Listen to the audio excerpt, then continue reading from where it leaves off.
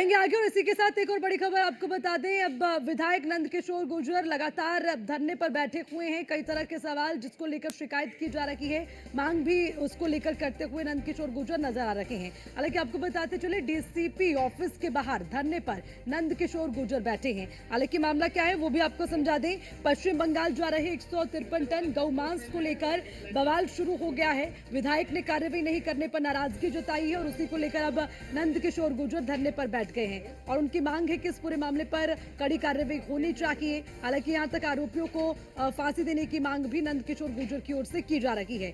बता दें, लोनी विधायक है नंदकिशोर गुर्जर, जो अब इस मामले को लेकर धरने पर बैठे हैं। प्रशासन से इस पूरे मामले पर सख्त कार्रवाई की मांग की जा रही है। अपराधियों को फांसी देने की मांग की जा रही है। जो अधिकारी मांस मीट खाते हैं उनको पोस्ट से हटा देने की बात भी कही जा रही है कि इस तरह के पोस्ट पर बैठे हुए सभी अधिकारियों को हटा देना चाहिए।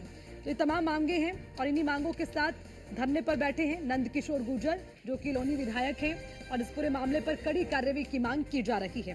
हालांकि कार्रवाई नहीं होने पर नाराजगी जताते हुए भी नंदकिशोर गुर्जर नजर आ रहे हैं।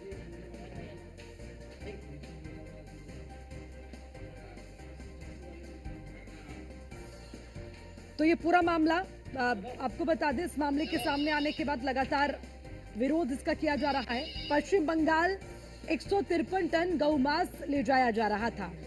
जैसे ही मामला उजागर हुआ, इसको लेकर बवाल शुरू हो गया। धरने पर बैठे लोनी विधायक नंदकिशोर गुर्जर ने इस पूरे मामले को लेकर धरना देना शुरू किया। डीसीपी ऑफिस के बाहर धरने पर नंदकिशोर गुर्जर बैठ गए। विधायक ने कार्रवाई नहीं करने पर नाराजगी जताई है। हालांकि आपको बताते चलें कि इस मामले के सामने आने के बाद प्रशासन से सख्त कार्रवाई की मांग भी नंदकिशोर गुर्जर करते नजर आ रहे हैं।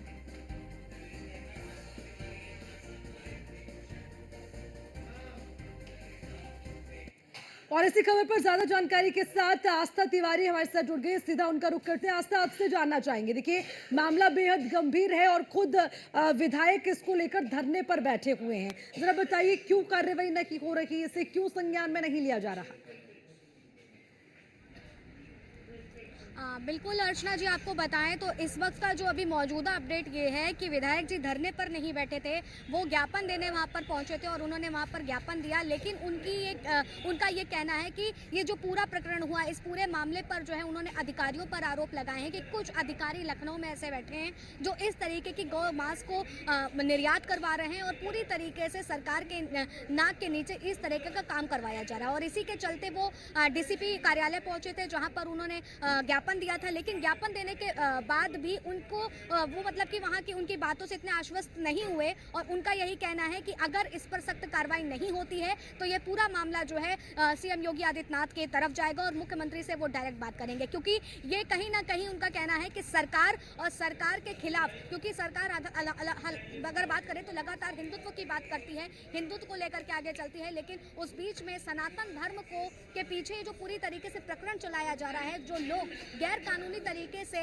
गौ की हत्या कर रहे हैं, गौ माता की हत्या कर रहे हैं, उनके खिलाफ आखिर पुलिस अधिकारी क्यों अभी तक चुप्पी साधे बैठे हैं? इन तमाम चीजों को लेकर के उनके सवाल थे और इन्हीं सवालों को लेकर के वो वहां पर गए थे जहां पर उन्होंने ज्ञापन दिया। लेकिन अभी भी वो उनकी बातों से आश्वस्त नहीं हुए हैं और उनका यही कहना है कि अगर हमारी बात नहीं सुनी जाती है तो इस मामले को और आगे बढ़ाएंगे। हालांकि हमने डीसीपी से भी बात करी थी। डीसीपी से बात करने के बाद पता चलता है कि उनका कहना है कि इस पूरे मामले पर अभी तक 7 गिरफ्तारी हो चुकी है और जांच के लिए मथुरा लैब में इस पूरे मीट को जो है भेजा गया है। लेकिन जब तक जांच की रिपोर्ट नहीं आती तब तक हम कुछ भी नहीं कह सकते और ऐसे हम अधिकारियों पर कोई कार्रवाई नहीं करते हुए दिखेंगे। डीसीपी ने यह बात साफ तौर पर न्यूज़ 1 इंडिया के कैमरे पर कही है। अर्चना जी, ठीक है आस्था, शुक्रिया आपका इस खबर पर तमाम जानकारी के लिए।